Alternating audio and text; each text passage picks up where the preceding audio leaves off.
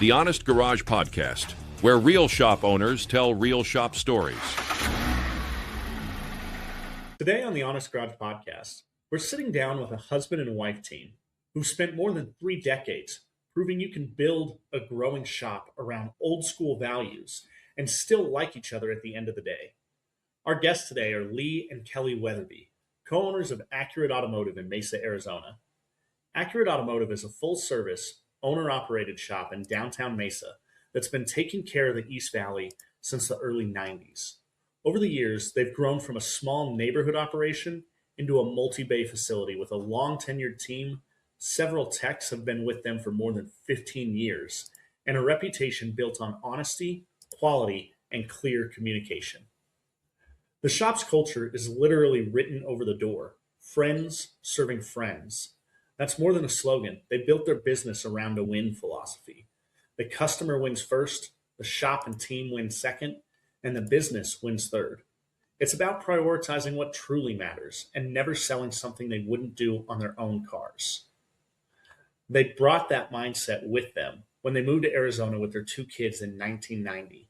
A few years later, Lee walked away from the dealership world, where his paycheck and the customer's experience were too tied to the mood and tactics of a service advisor. And in '94, they opened Accurate Automotive together. Since then, they've become one of Mesa's most recommended shops, with hundreds of 4.8 star plus reviews from customers who rave about fair pricing, integrity, and the way that they go the extra mile. They also see what they do as bigger than just fixing cars.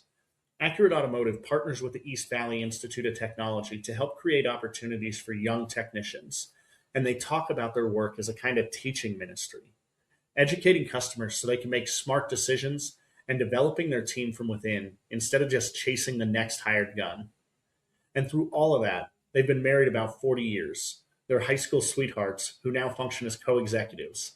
Lee leads the technical side and operations. Kelli runs marketing, finances, and HR. They're honest that it isn't for everyone, but they've learned how to stay in their own lane and give each other real feedback and keep both the marriage and the business healthy. In this episode, we're going to talk about what it actually looks like to be husband and wife, exec in a live business, how their faith and values shape the way they treat customers and staff, and what they've learned about building a shop where the relationship with the customer matters more than being the cheapest quote on the street. Lee, Kelli, welcome to the Honest Garage Podcast today, guys. How are you? We're doing great. Thanks for having us. Thanks, David. Really good to be here. Yeah, that's awesome. I really appreciate you guys taking the time. We're going to get started today with an easy question that we ask everybody. What's the one dream car for each of you, the one you want to own or the one that got you into the industry? The one I hope to own someday is a Porsche 911. Love it. Love it. That's going to be fun. And for you, Lee? I started out, what really got me into the industry, I started out wanting a dragster, but to the car that I really have settled on that I really would love to have is the Lamborghini Countach. A settle. That's a nice settle. Yeah. Yeah. If we have to settle for anything, we got to settle at the Lamborghini level, right? Yeah, there we go. It gives you a good insight to what Lee is all about anyway. I love that. Going fast and it's nice, flashy. It's a great car. Yeah. Got to feel good. Turn people's heads. I know we covered some of this in the intro, but I want to give you a chance to go through it in your own words a little bit. I know you guys moved to Arizona in 1990, Lee at the dealership for a little bit, but you guys opened Accurate Automotive in 94. What pushed you to say we're done with the dealership? And why did you do that? And what do you want Accurate Automotive to feel like? It's a really good question, David. You know, what it all boiled down to was I was at the dealer working hard, and dealers have some of the best technicians on the planet. They really do, but they've also got some of the worst.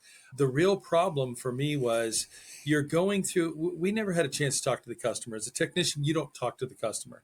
You don't talk to the client. You don't find out what their real problems are, what the needs are. You're going through a service advisor. And in some cases, what would happen is we would write things down. So the technician would get the ticket, me in this case.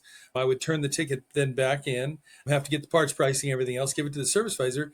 when it came back to me, it had some stuff written on it that I hadn't recommended. And it was like, yeah, we just want you to do this. We just want you to do that. Just get this done, do that. And I thought, well, wait, I'm not going to do that. I'm not going to flag for something, you know what I mean, that I haven't done.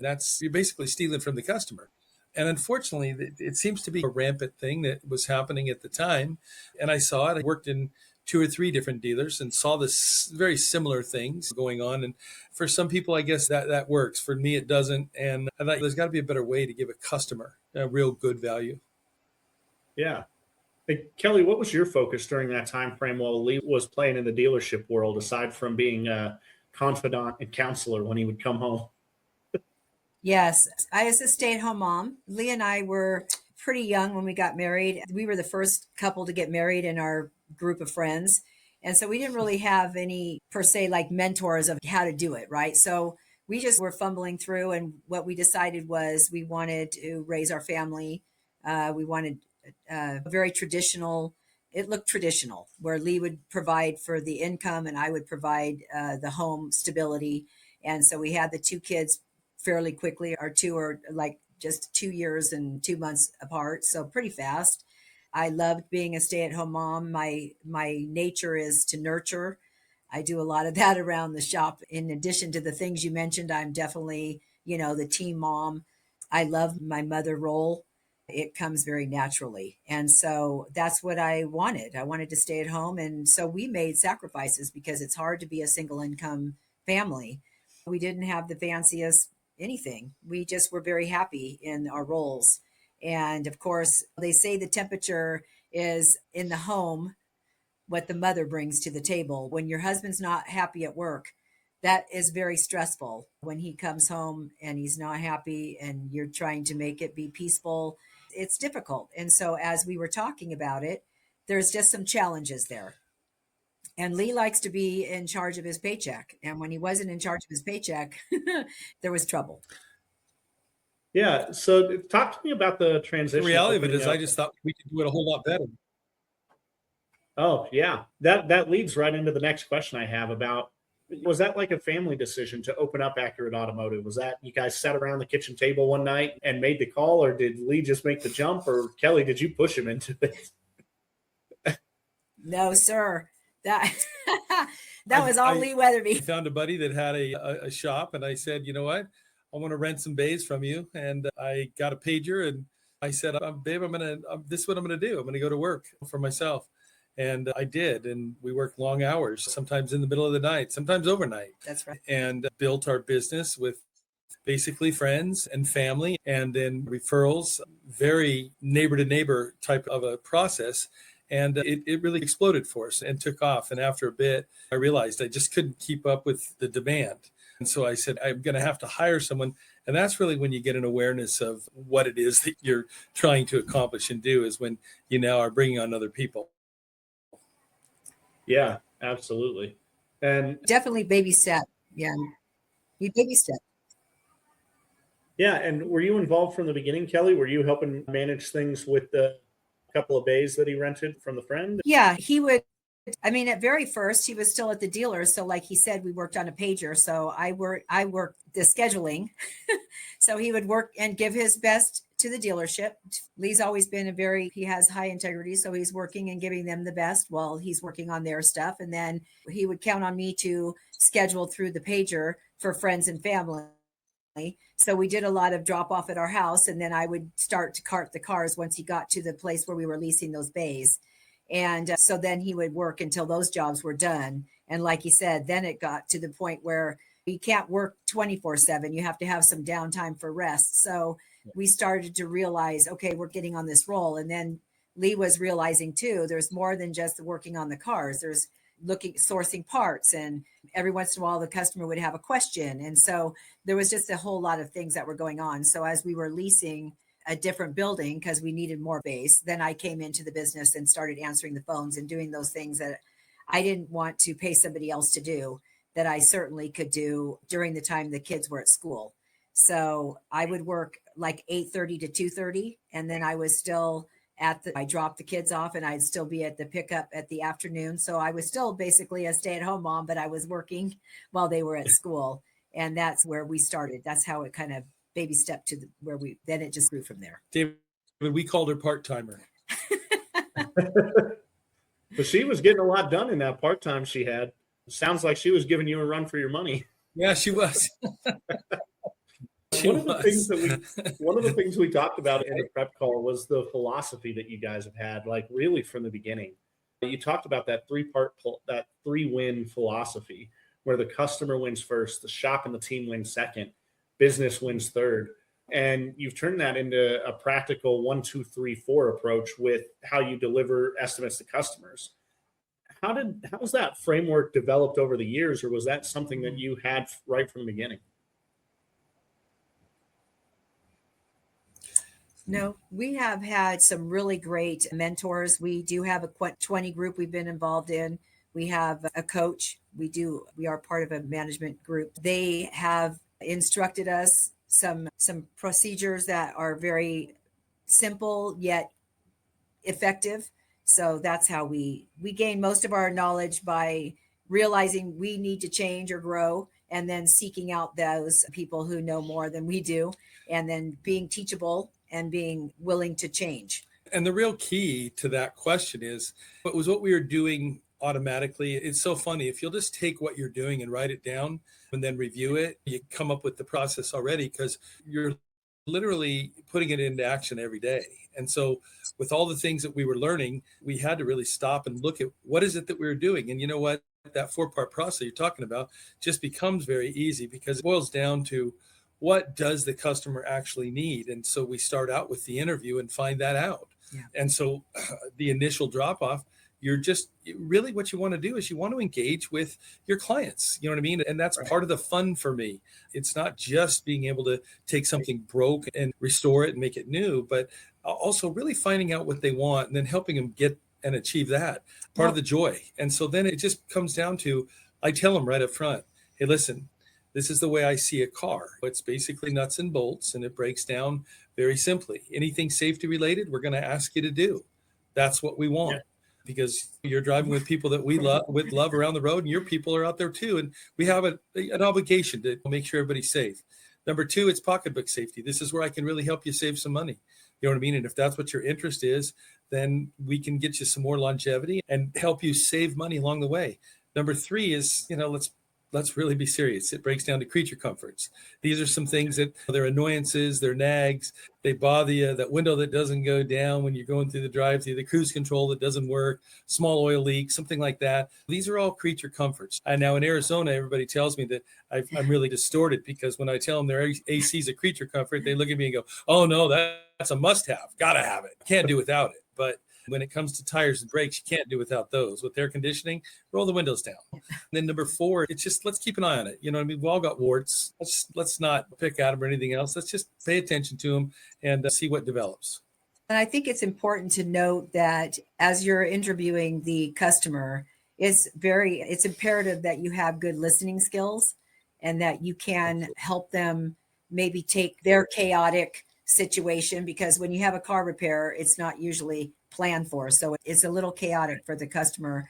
And so you have to have good listening skills and an ability to maybe stir the conversation off the chaos and into a little bit more smoother waters. So we try to take them from the white water to the smooth water as easily and seamlessly as possible. So those skills are imperative, that you hone those skills.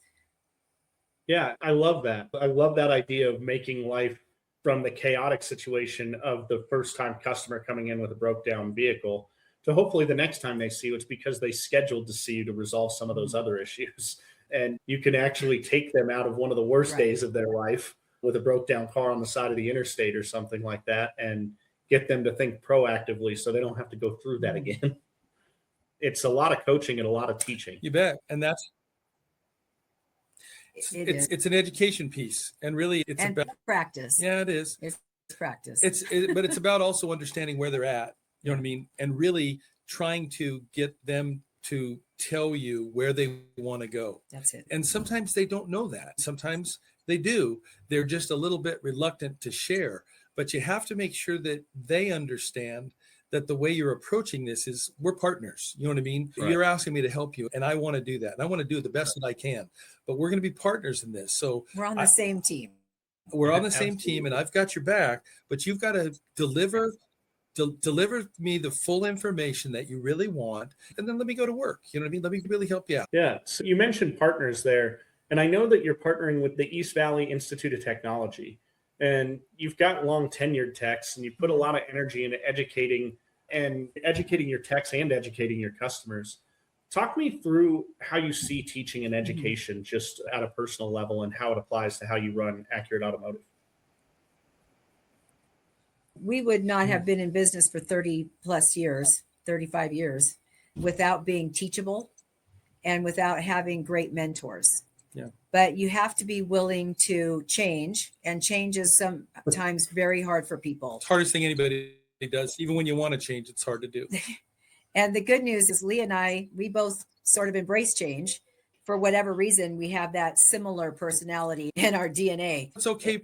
When you realize that you're not getting where you want to go, then it's okay to go ahead and say, let's fail. And if we fail, let's fail fast. And let's move past this, and let's learn from what the experience gives us. But as far as education, David, I'm going to tell you, it's flat out absolutely vital. You can't be without it. And I will tell you, as far as mentoring and coaching, that has to start in the shop. It's really just like you do in the home. You know what I mean?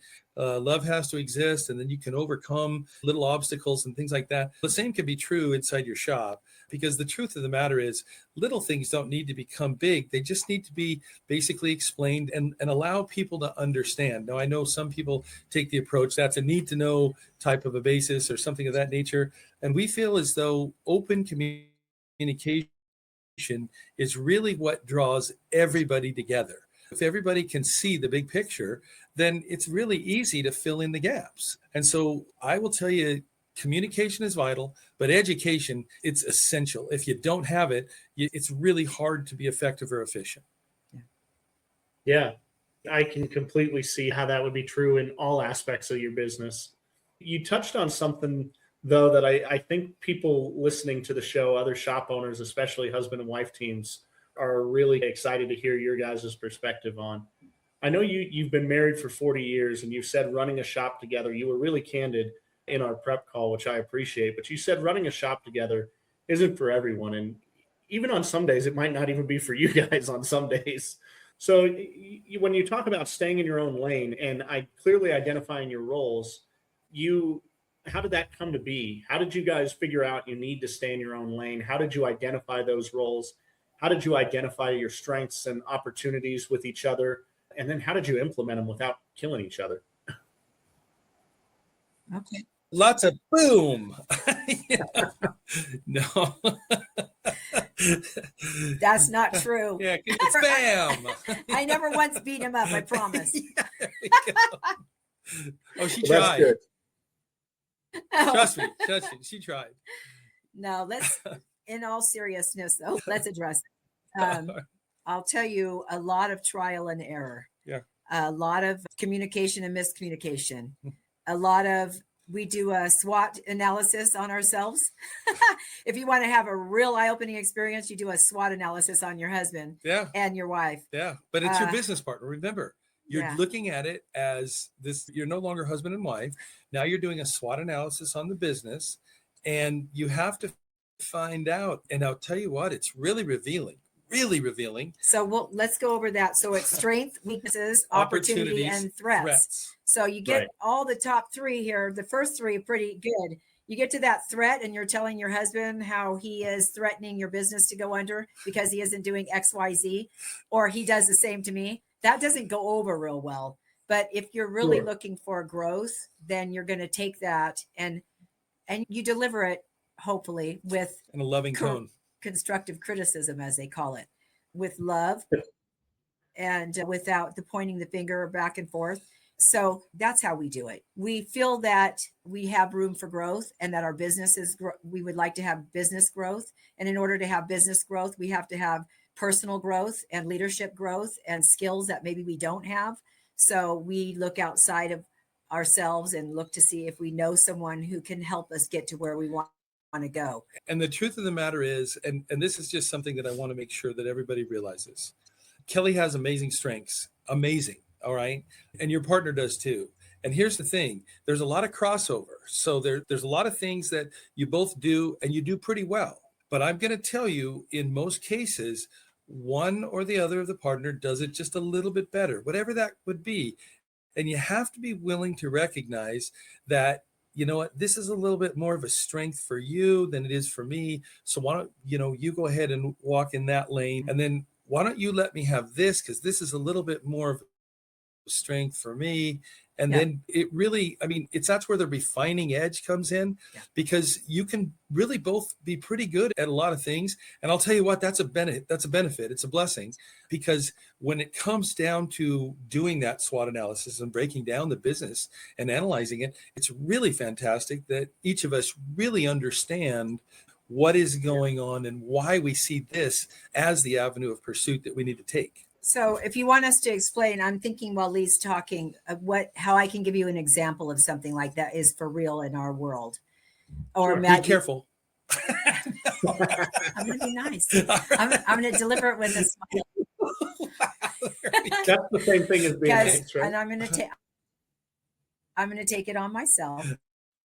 Yeah. Anyhow, on my end, I have a little bit more abrupt delivery.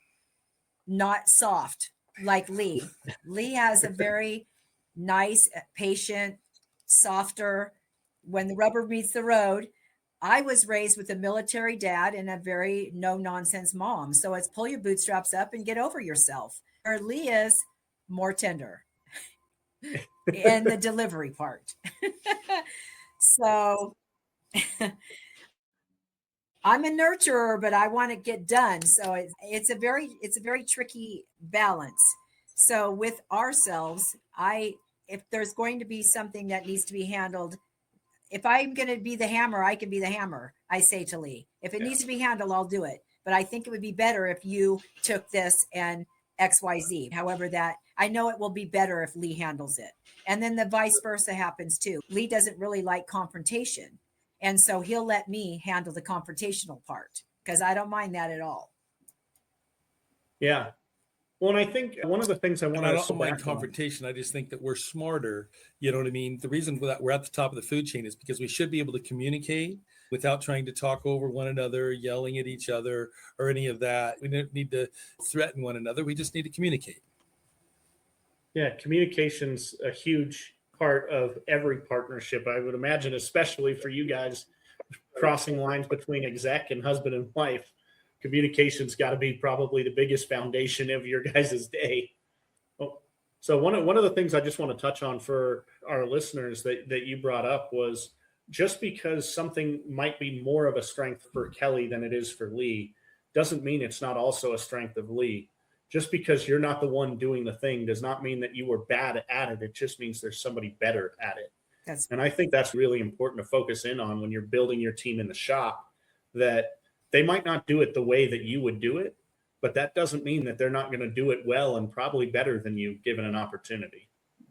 That's it. That's absolutely correct. And this is where you have to be willing to be humble and be willing to adapt. And listen, if somebody does something better, the reason why we're better in teams is because if we really listen to one another, we can learn a lot. And then that's how we can get growth, because sometimes you can't see the forest through the trees when you're standing there.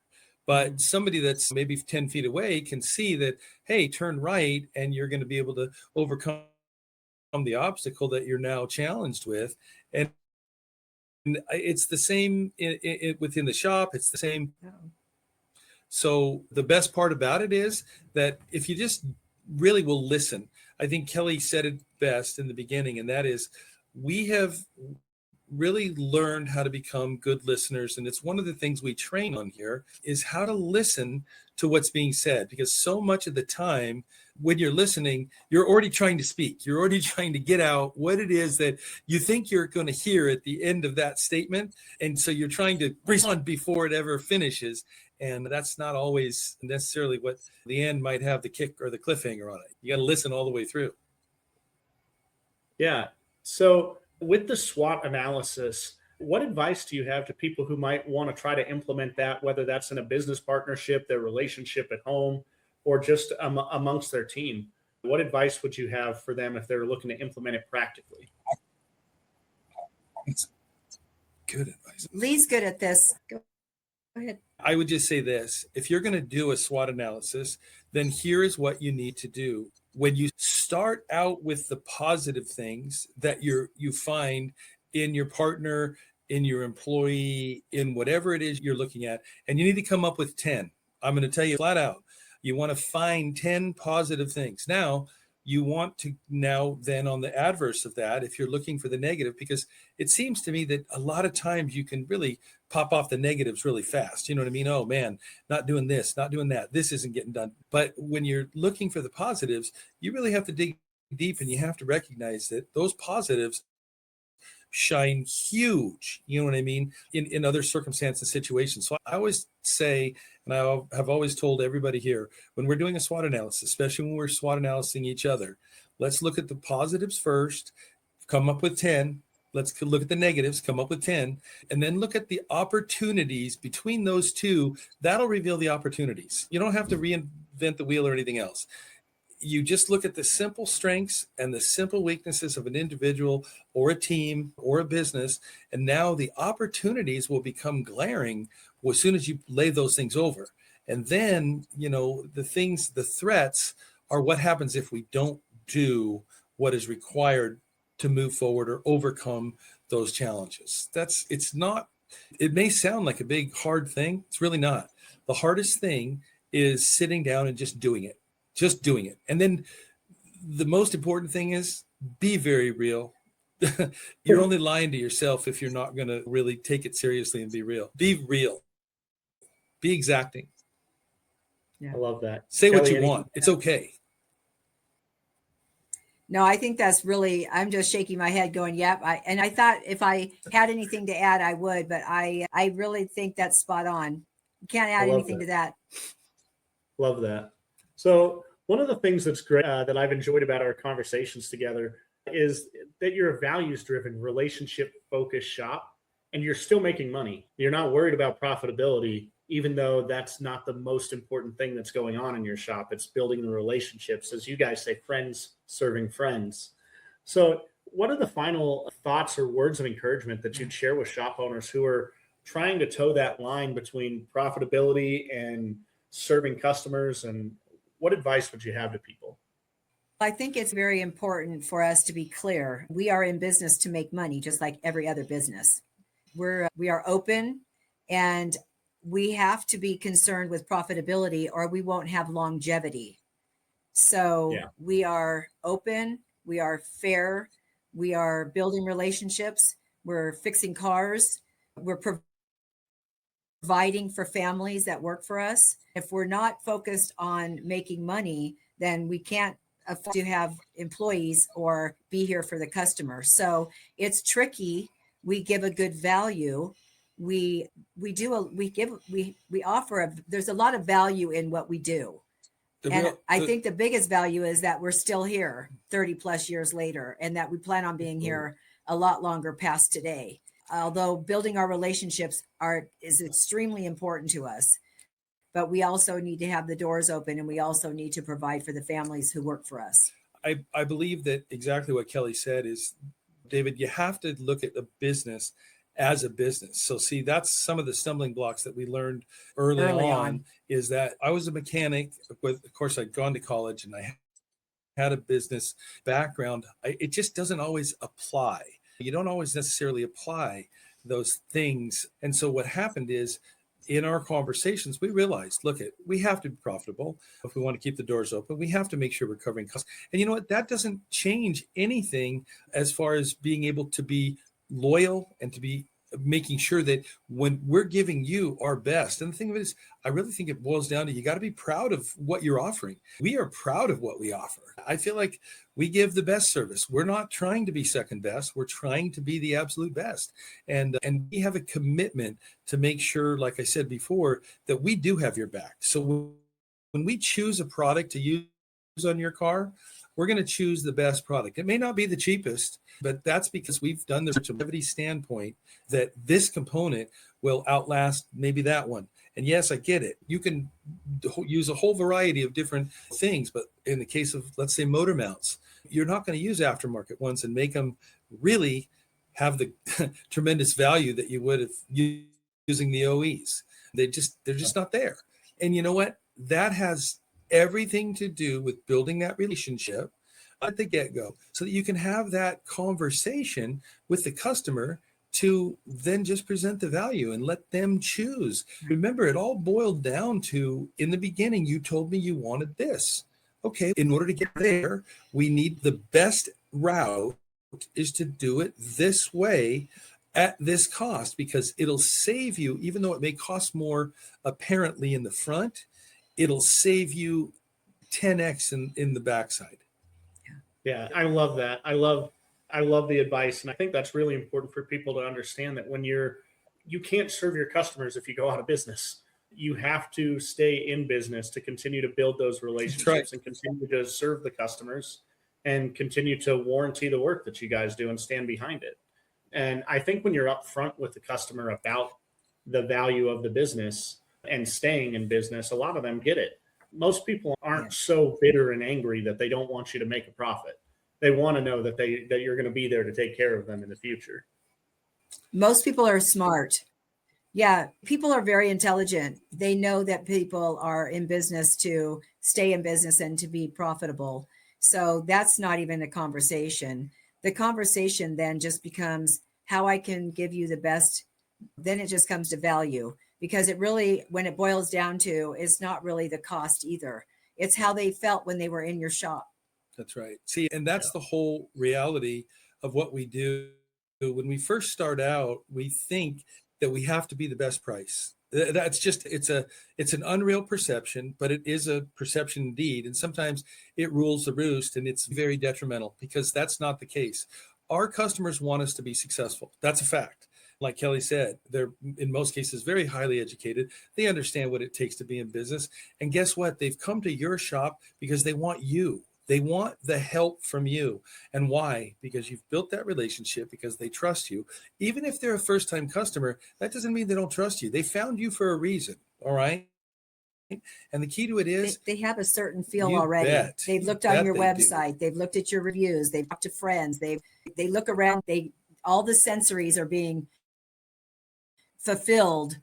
And when they get here and you make them feel a certain way, it just then builds that open arms policy. We're going to take care of you. We're going to get your car running, and it's going to be okay. Yeah, I love that. And I think that there's a lot of businesses out there who don't realize that you're making a first impression before you ever have a chance to make the initial conversation.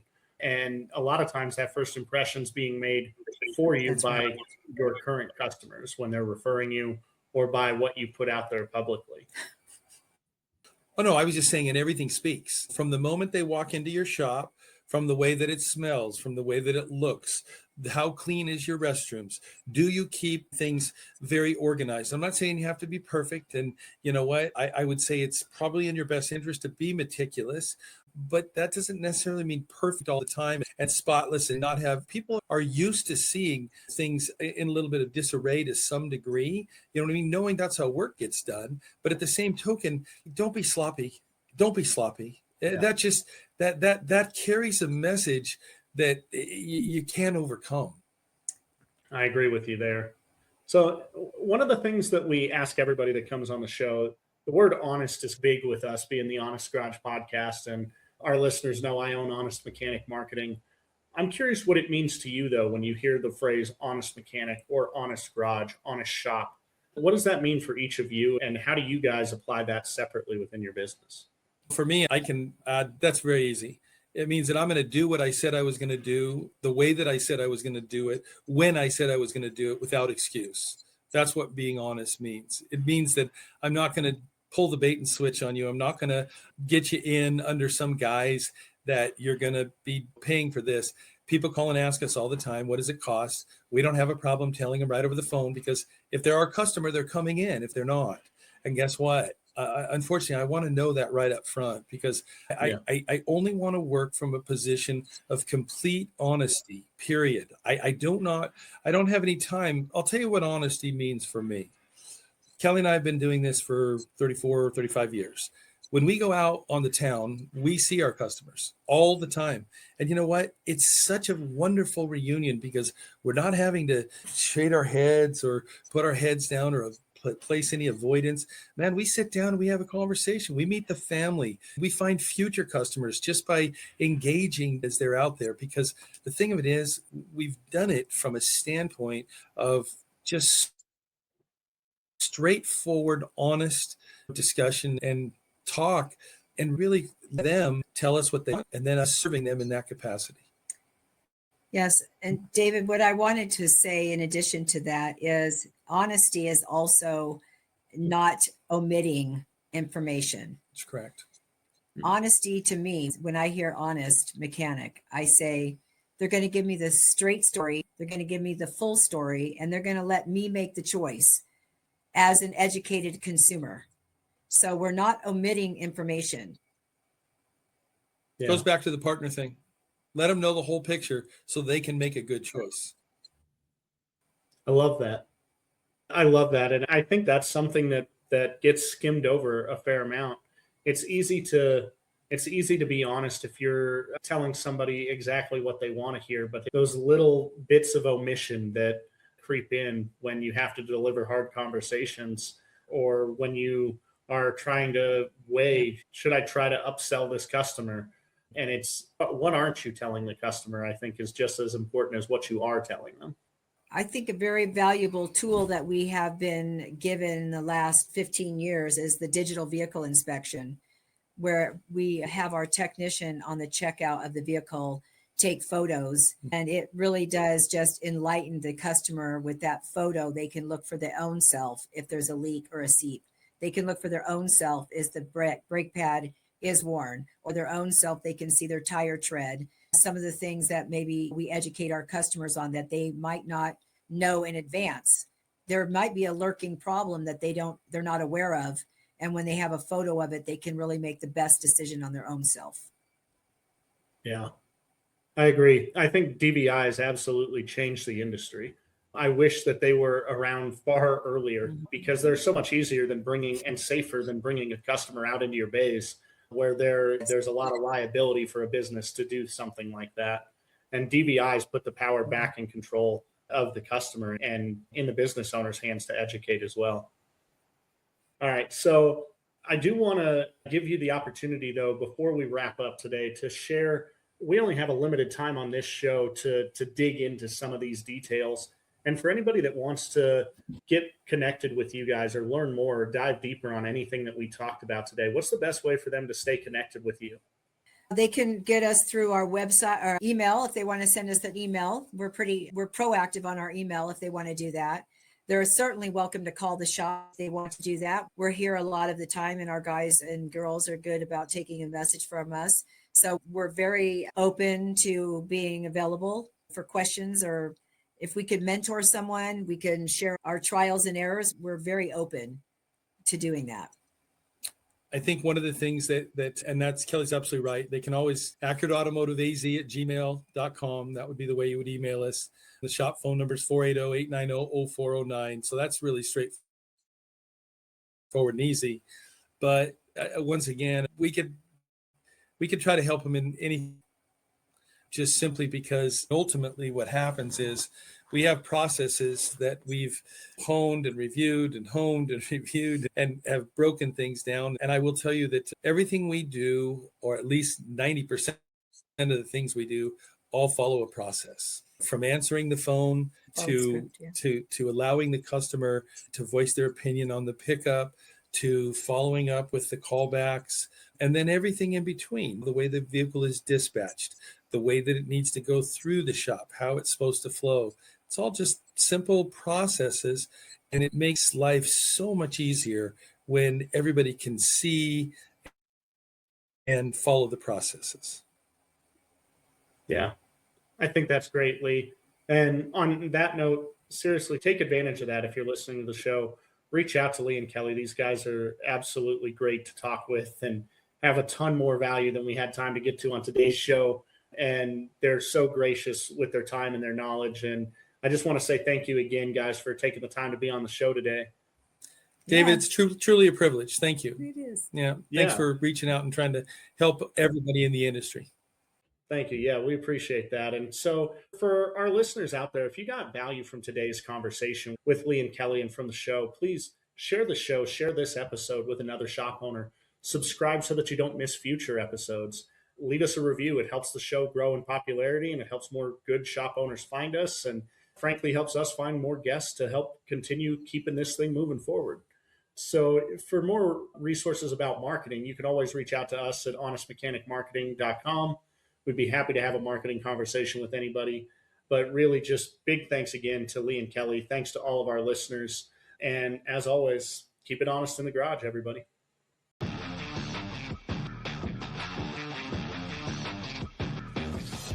Right around 20 total employees, 16 techs, including general services, JGSs, tire guys, whatever you call them. And only about 23% of the revenue was tires. So even though we look like a tire shop, that really helps with the marketing because customers are constantly searching for tires. I really believe that if you are invested in your community, you can expand as far as that community will support you. So if you're supporting that community, they will support you as well. I would say if you're trying to expand, I would say stay within that support circle of your community because that's key because you have those natural customer base already.